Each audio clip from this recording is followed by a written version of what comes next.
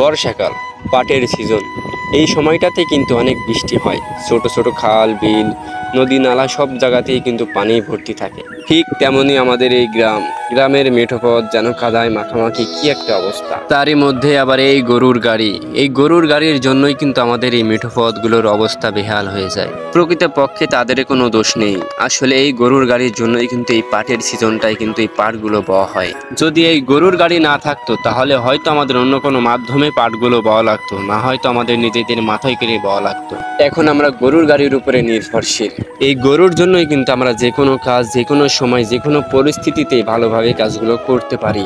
এই বর্ষার সিজনে গরুর গাড়ি যে কতটা প্রয়োজনশীল যানবাহন, যাদের আবাদ নাই তারা বুঝবেন না। আর এমনিতেও গরু কিন্তু অনেক চাষ কাজেও ব্যবহার হয়।